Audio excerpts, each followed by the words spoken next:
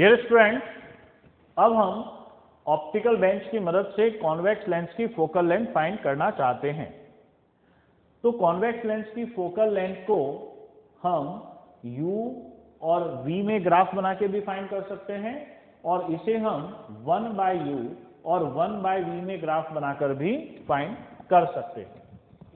तो इसके लिए जिन एपरेटस की हमें जरूरत होगी, तो सबसे पहले तो एक कॉन्वेक्स लेंस जिसकी हमें फोकल लेंथ फाइंड करनी है, 2 नीडल्स जिसमें से एक ऑब्जेक्ट पेन कहलाएगी और एक इमेज पेन।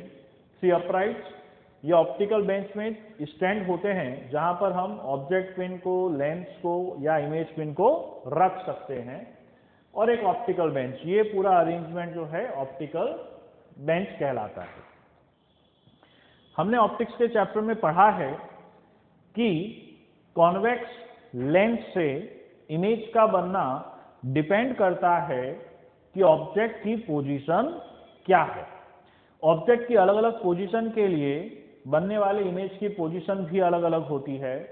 तो ऑब्जेक्ट डिस्टेंस और इमेज डिस्टेंस को हम इस फॉर्मूले से कनेक्ट करते हैं जिसे हम लेंस इक्वेशन कहते हैं। तो ये है 1/v minus 1/u equal to 1/f. And we know that if we place an object beyond 2f, then its real, inverted and diminished image will be formed on the other side of convex lens. ठीक है, तो ये experiment करने का हमारा तरीका क्या रहेगा, तो हम उसे समझते हैं। सबसे पहले तो हमें इस लेंस की रफ फोकस लेंथ ध्यान होनी चाहिए। तो सबसे पहले हम इस लेंस की रफ फोकल लेंथ निकालेंगे। कैसे? सन को फोकस करके।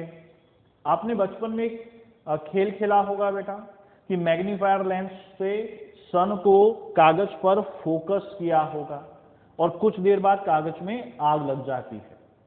वही हमें यहाँ पे करना है, लेकिन हमें आग नहीं लगानी है। ठीक है, तो हम ये कहाँ करेंगे? हम आउटसाइड द लैब जाएंगे, या लैब में भी कहीं सनलाइट आ रही हो तो उससे भी काम चलेगा। नहीं तो आउटसाइड लैब जाके मैग्नीफायर लेंस को इस तरह से होल्ड करेंगे कि सूर्य की रोशनी उसमें आए और वो एक पॉइंट पर फोकस हो। तो जहां पर ये, जैसे मान लीजिए ये लेंस है और यहाँ पर फोकस हो रहा है, तो ये वाली जो डिस्टेंस थी ये उसकी रफ फोकल लेंथ होगी। तो ऐसा करने के बाद में जब हमें उसकी रफ फोकल लेंथ मालूम पड़ गई, तो सबसे पहले हम कॉन्वेक्स लेंस की पोजीशन को फिक्स कर देते हैं। ओके, उसके बाद में मतलब ये जो पोजीशन है ये लगभग बीच में हम रखेंगे ऑप्टिकल बेंच के। ऑप्टिकल बेंच में जो नीचे रॉड होता है उस पर अराउंड 100-120 या अलग अलग लेंथ की मार्किंग होती है, तो उसके हिसाब से हम इसको बीच में रखेंगे। अब एक तरफ हमने क्या किया, ऑब्जेक्ट पिन रखी। तो ऑब्जेक्ट पिन और लेंस के बीच में जो डिस्टेंस है वो फोकल लेंथ से ज्यादा होना चाहिए।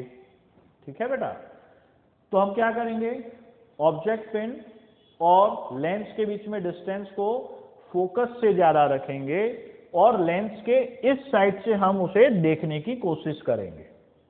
ठीक है, तो यहां से हम देखेंगे तो इस ऑब्जेक्ट पिन का, देखिए यहाँ पे ऑब्जेक्ट पिन हमने ब्लू कलर से बनाया है, इसका इन्वर्टेड इमेज हमें यहां मिलेगा। ठीक है, यहां पर हमारा एक इमेज पिन होगा, हम उसे यूं स्लाइड कर सकते हैं।